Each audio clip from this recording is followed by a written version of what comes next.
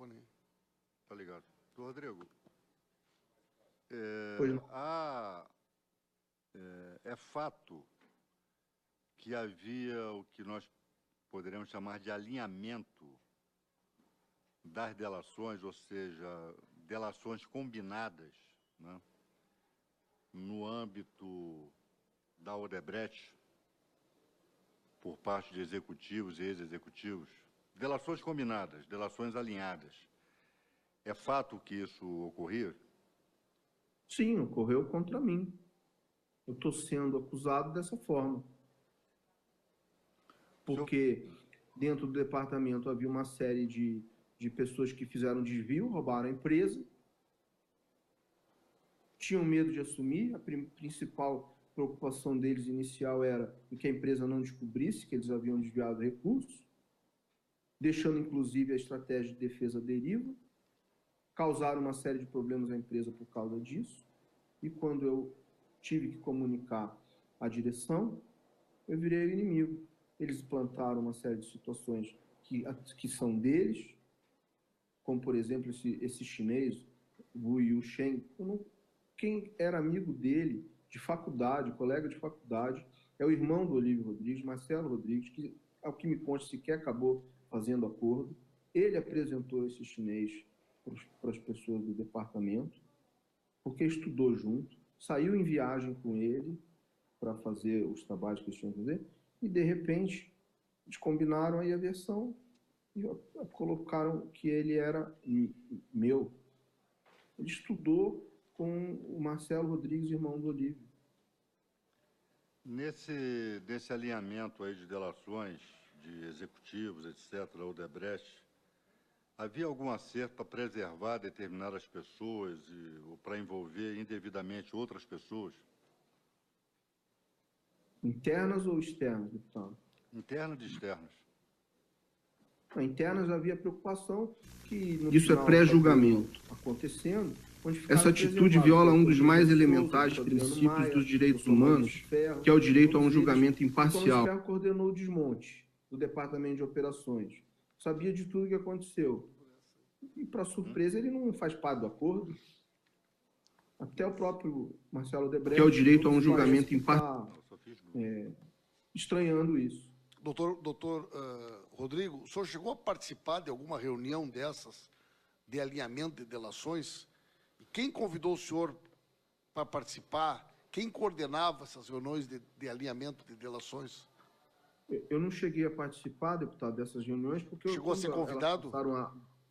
Não, porque quando elas passaram a ocorrer, eu já havia me desligado e eu não ia fazer parte do acordo.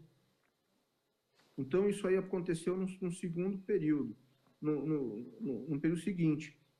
Anterior, quando eu ainda estava, havia algumas coisas de se falar em delação, etc., de acordo, mas era uma coisa isolada, onde, por exemplo, as pessoas que estavam no departamento, caso a empresa não viesse a fazer o acordo, eles fariam. Perfeito. E nesse momento, quando eles pensavam em fazer, evidente, havia uma situação de alinhamento. O advogado que fez o acordo do Minor Bank foi pago pela Odebrecht ainda nessa época. Não sei se recebeu mais ou não pela empresa, mas ainda nessa época sim. E alguns meses depois, ele acabou fazendo o acordo para os três. Aliás, o melhor acordo da Lava Jato. Senhor presidente, Pagou 2.600 e pagou $250 mil. E não teve nenhuma pena. Tá. Eu vou fazer mais uma pergunta e já vou partir para minhas considerações finais. Voltando aqui ao senhor Zucoloto, o senhor tem conhecimento de viagens realizadas pelo senhor Zucoloto com o juiz Sérgio Moro para o exterior, sobretudo para os Estados Unidos? Eles costumavam viajar juntos, o senhor tem notícia disso? Não. Não? Tá. Doutor Tecla Duran, tudo que ficou demonstrado aqui... Só antes de tu concluir, deixa eu fazer uma pergunta, eu abro mão das minhas considerações finais. Quando fizeram cumprir o mandado de busca e apreensão no seu escritório, o senhor disse que recolheram material de outros clientes, temas que não têm nada a ver com Lava Jato ou coisas do gênero, né? Mas também foi apreendida a documentação que o senhor tinha, por exemplo, da sua troca de mensagens com o Zucoloto, os e-mails que o senhor recebeu da Procuradoria-Geral da República. Isso aconteceu em junho do ano passado. A minha pergunta é a seguinte: caso o senhor não tivesse tido cuidado de ter um backup deste material, o mandado de busca e apreensão autorizado pelo juiz Sérgio Moro lhe tiraria todas as provas para que o senhor pudesse comprovar a relação que se estabeleceu entre o senhor e o doutor Zucoloto e também as tentativas por parte do Ministério Público de chegar a uma delação com o senhor, correto? Sim, correto. Inclusive foram apreendidos, por exemplo, trabalhos que eu executei para Triunfo, por exemplo, Grupo Triunfo, que eles simplesmente ignoram, vêm com uma história que não existe, que eu não trabalhei, ou que o trabalho foi mais ou menos. Eles querem entrar no meio, nesse tipo de discussão que não vem ao caso. E outros trabalhos, como para a própria UTC, também eles com certeza tinham nos computadores do escritório, e eles dizem simplesmente que eu não trabalhei, e assim por diante. Mas eu tenho todo esse backup e utilizei e vou utilizar sempre que necessário para fazer a defesa. Ok, muito obrigado. Doutor Tacla, por último, nós poderíamos resumir todo esse cenário que o senhor descreveu, afirmando que há pessoas condenadas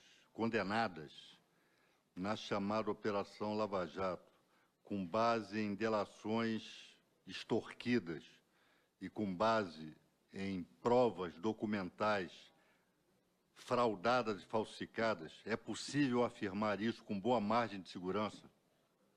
Sim. Houve condenações em que usaram esses documentos desses sistemas que sofreram adulterações e que sequer foram periciados. Uhum. Já transitou em julgado. Algumas pessoas que foram forçadas a fazer a delação, idem. Uhum. Senhor presidente, eu acho que nós estamos diante aqui de revelações, né, que colocam em xeque, em dúvida, a honradez e a honorabilidade dessa chamada Operação Lava Jato e de alguns de seus membros, né? Se nós fôssemos comparar com a Lua, há um lado oculto da Lua, né, que os terráqueos não veem. E há um lado oculto da Operação Lava Jato que foi demonstrado aqui. Que lado oculto é esse? Delações extorquidas, falsificação de provas, prevaricação, tráfico de influência, mazelas que nos fazem lembrar. O juiz Sérgio Moro, ele já foi comparado ao frade, ao padre Savonarola, né, que era, como o senhor presidente sabe melhor que todos nós aqui, um padre da Renascença lá em Florença, fanático, né, louco, que acusava a tudo e a todos, né, sem qualquer critério, apenas com base na sua fé e nas suas convicções. Mas, ao que se sabe, Savonarola era honesto. Ao que se sabe, Savonarola tinha uma vida modesta. O que nós estamos vendo aqui nessa Operação Lava Jato, senhor presidente, e o líder Paulo Pimenta, que poderia ter desfiado aqui vários exemplos em relação a Sérgio Moro e em relação aos procuradores, é que, ao contrário de Savonarola, nesse suposto combate à corrupção, estão fazendo um pé de meia bastante robusto, né? Vão a Mônaco, dão palestras, não mostram qualquer modéstia na sua vida privada, muito pelo contrário. O combate à corrupção tornou-se uma mercadoria que está enriquecendo a todos eles. Estão fazendo um gordíssimo pé de meia. Então, o depoimento do doutor Rodrigo Tacla Duran, que, lamentavelmente, a senhora Procuradora-Geral da República demonstrou absoluta má vontade em abrir investigações, mas nós vamos insistir. Nós vamos retomar o que foi dito aqui e vamos insistir com a senhora Procuradora que abra investigações. Ela faz afirmações no seu despacho, mandando arquivar, líder Paulo Pimenta, a nossa representação, que nós não demos suporte documental a algumas afirmações que nós fizemos. Todas as afirmações que nós fizemos, nós documentamos, que são documentos apresentados pelo doutor Rodrigo Tacla Duran. Por exemplo, o tal e-mail dos procuradores com uma delação, um modelo de delação pré-fabricada para ele assinar e que ele se recusou a assinar. Então, a CPI das delações, ela vai aprofundar o que o doutor Tacla Duran revelou aqui, e isso mostra que, de fato, a Operação Lava Jato, ao invés de combater a corrupção, ela está aperfeiçoando a corrupção no âmbito do nosso sistema de justiça.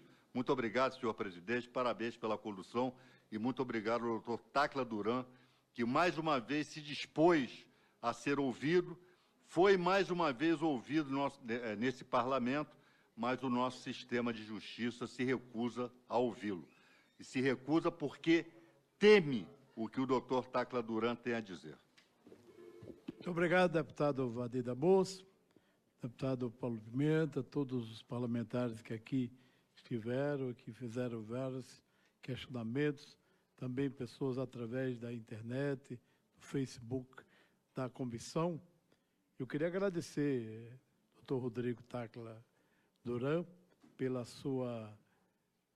suas palavras aqui, pelos seus testemunhos, pelos seus depoimentos.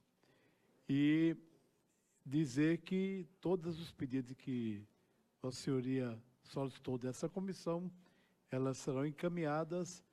E é claro que no momento de uma audiência de mais de 3h30, alguns dados podem depois, com o tempo, aparecer, porque a nossa memória nem sempre traz todas as informações. Mas eu quero dizer... Presidente, deixa eu fazer uma pergunta, só para título de questionamento. Essa documentação que vai ser gerada a partir desse depoimento, certamente, né, tem muita coisa, muita informação, muitos desses documentos, inclusive, já foram juntados na CPMI da JBS, eu acho que eles podem ser também acostados aqui a esse depoimento. Mas o que eu acho que nós devemos examinar, presidente, diante da negativa da Procuradora-Geral da República em abrir a investigação,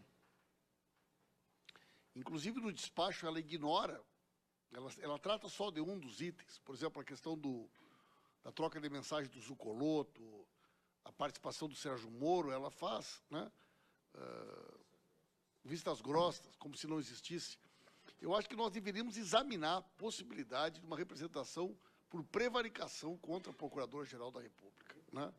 Porque eu acho que está caracterizada a disposição dela em não investigar estes fatos. E em algum lugar nós vamos ter que encontrar uma porta que nos responda a essas questões. Então, talvez, uma representação por prevaricação contra a Procuradora-Geral, ou também encaminhando cópia desse depoimento aos ministros do Supremo Tribunal Federal, né, possam ser algumas medidas que nós poderíamos examinar a serem adotadas nos próximos dias, presidente. Na realidade, deputado Paulo Pimenta, essa comissão criou uma comissão da memória, da verdade e da justiça, que é para investigar questões da ditadura, mas também esse acontecimento também pode ser um momento importante para que nós possamos reavivar essa memória, buscar a verdade para a realização plena da justiça. Eu pergunto ao doutor Rodrigo se Vossa Excelência tem mais algo a acrescentar a esse depoimento? Não, presidente, eu quero só agradecer a oportunidade e colocar que continua à disposição do Congresso, da Câmara, do Senado e também da Justiça brasileira, como de todas as outras. Muito obrigado, doutor Rodrigo.